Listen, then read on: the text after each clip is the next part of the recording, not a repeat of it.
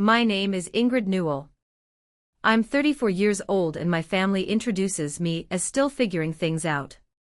Tonight at the dinner where my sister presented her new boyfriend like a closing gift, my mom would cut me off before I could say what I do for a living, and the whole table would laugh on cue. What my mother didn't know was that the polite stranger passing her the green beans had spent 14 months looking for me.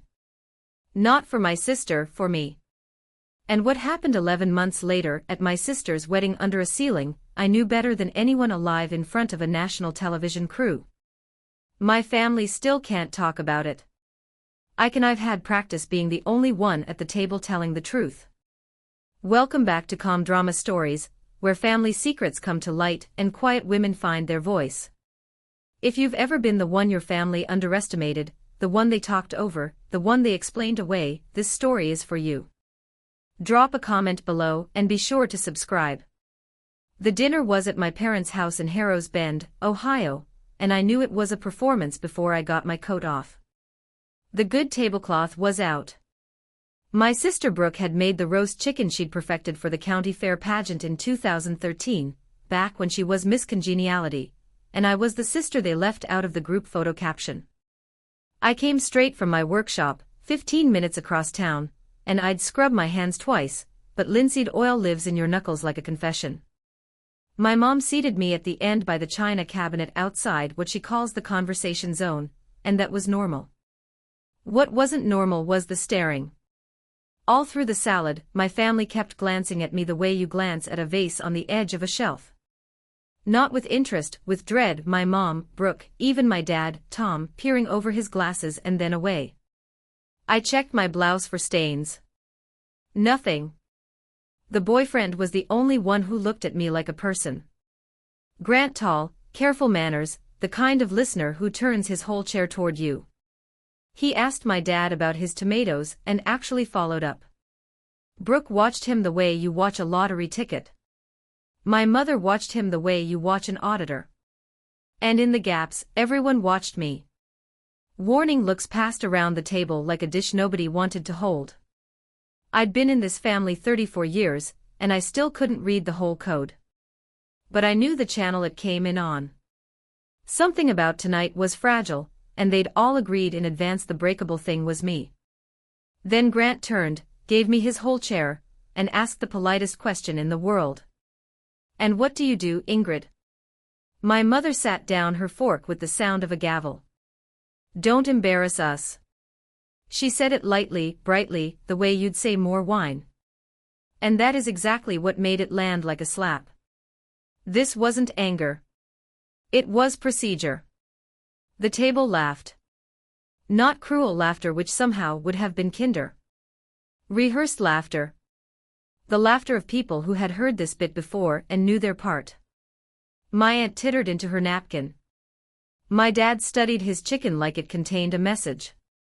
And my sister, glowing, radiant, 12 hours away from perfect, leaned toward me with the smile she saves for cameras and said, "Maybe lie this time, so you don't sound so pathetic."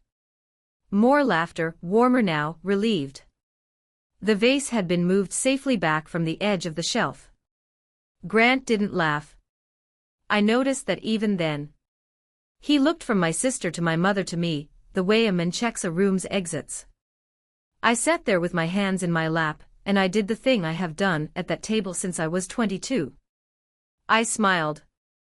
I counted to 10 the way I count strokes when I'm pulling a drawer face. Even pressure, no gouges. Any other year that would have been the whole story.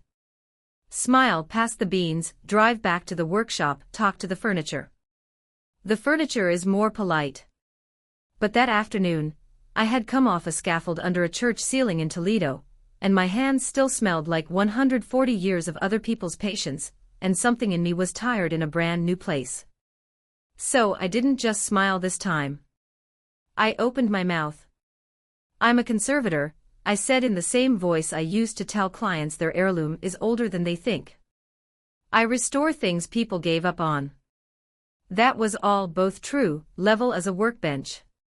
My mother inhaled through her nose, the sound of a correction being loaded, and pivoted to the honeymoon question she'd been saving.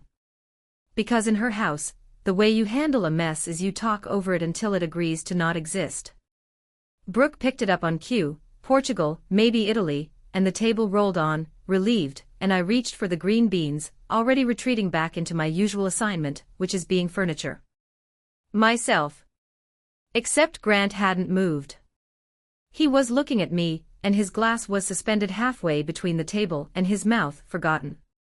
And there was an expression assembling itself on his face in slow motion. He set the glass down with the care of a man diffusing something. "I'm sorry," he said, and the table kept talking. Newell louder. The table quieted. I Newell knew conservation out on Milbury Street. I said that was my shop. Yes. And Grant did something no one has ever done at that table in my honor. He laughed one short amazed note, and pulled out his phone.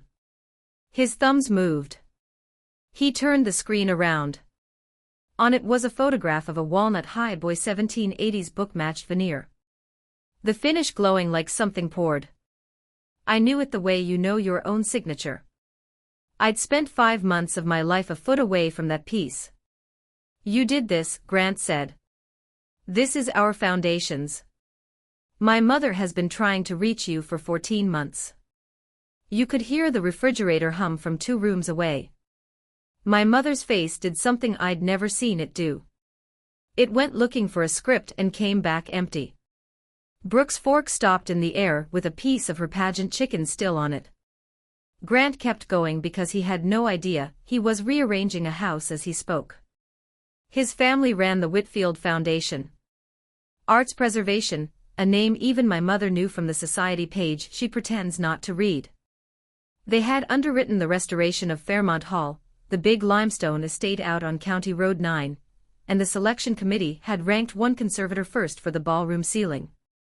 I, Newell, the only documented apprentice of Abe Fletcher, who'd restored Fairmont the last time back in 1987. We wrote to your shop twice, Grant said, bewildered, almost laughing again. You're a hard woman to reach. I said I was behind on my mail, which was true, and did not say that I assumed anything embossed was junk, which was also true. My mother rebooted mid-scene. I'll give her that. Well, she said, patting the table like it was a nervous horse. Ingrid dabbles. She's always been artistic.